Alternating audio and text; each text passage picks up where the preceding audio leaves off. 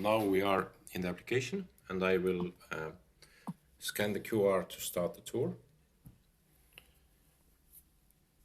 So first thing you notice is that we don't have the timer here.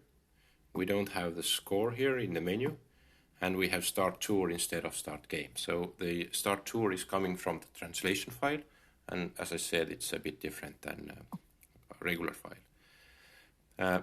I will just register with my name.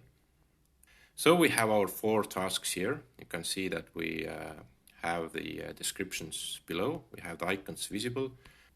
Let's check the list as well. So we have the list button here, and the list is showing as well with 4 tasks because we said show everything on a list.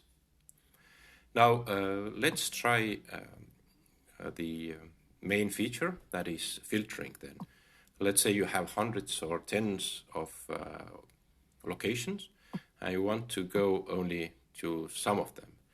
And in this view, you can see that we have those tags that are coming from the tasks, like building or history and parks and statues. But we also have the tasks that are coming from this specific tour, like a first day or second day. So for example, if we just want to see the first day tasks, then we see those 2 tasks on the map. And if we go to the list, you can see that the list is filtered the same way. Now let's click on the pin.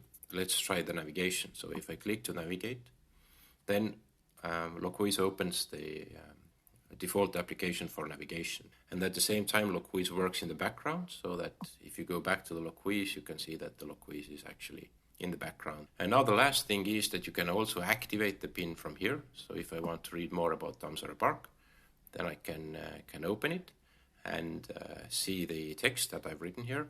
And I can also use the link to actually go into the web page and check out what is written about that. The web page is opened within Loquiz app, but in a separate window. And that's about it.